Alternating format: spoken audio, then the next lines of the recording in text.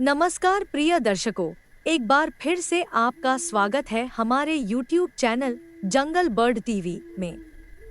आज की रोमांचक और दिलचस्प कहानी शुरू करने से पहले हम आपका धन्यवाद करना चाहते हैं कि आप हमेशा हमारे साथ बने रहते हैं। तो चलिए, बिना देरी के शुरू करते हैं आज की इस अद्भुत कहानी को। गरीब की किस्मत।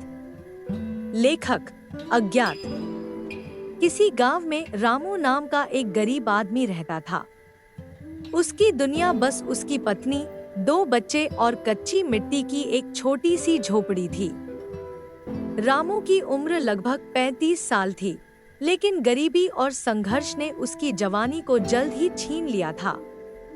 वह दिन रात मेहनत करता, खेतों में मजदूरी करता, कभी किसी के घर काम कर देता और कभी जंगल से लकड़ियां काटकर बाजार में बेच आता।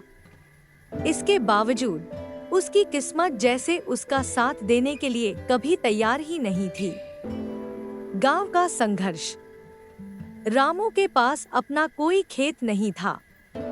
वह दूसरों के खेतों में काम करता और जो कुछ भी कमाता उससे अपने परिवार का पेट भरने की कोशिश करता।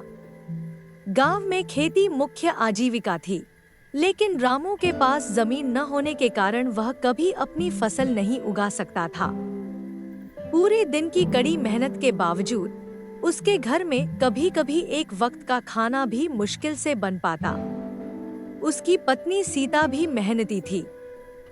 वह खेतों में काम करने जाती, घर के काम करती और बच्चों का ध्यान रखती।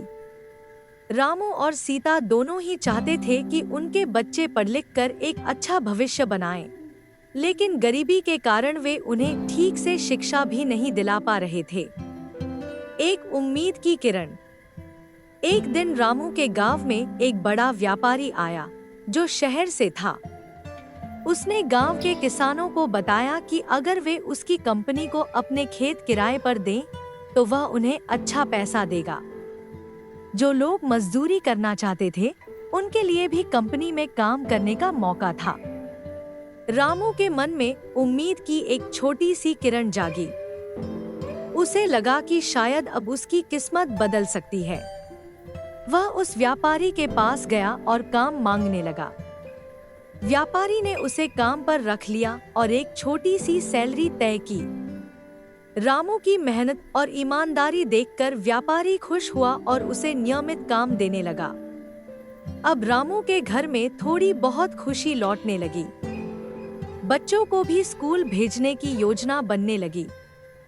सीता को भी लगा कि शायद अब उनका जीवन कुछ सुधर जाएगा। किस्मत का खेल। किस्मत ने फिर से खेल खेला। कंपनी ने गांव में फसल उगाने के लिए बड़े पैमाने पर खेती शुरू की, लेकिन अचानक मौसम ने धोखा दिया। जब फसल कटने का समय आया, तो बेमौसम बारिश और तूफान ने सब बर्बाद कर दिया। फसल खराब हो गई और कंपनी को भारी नुकसान हुआ। कंपनी ने अपने सभी कामगारों को निकाल दिया, जिसमें रामू भी शामिल था।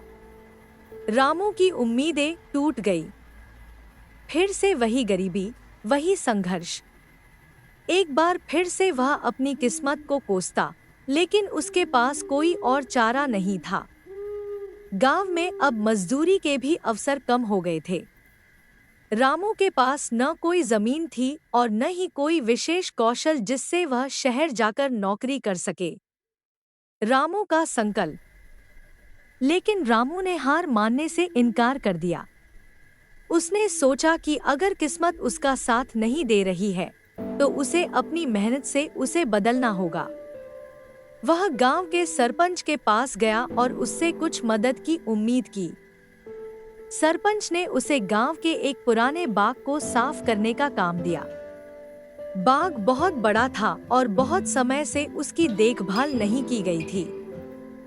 वहां पेड़ तो थे, लेकिन फल नहीं लगते थे, क्योंकि कोई उनकी देखभाल नहीं करता था। रामू ने उस बाग को अपनी जिम्मेदारी के रूप में लिया।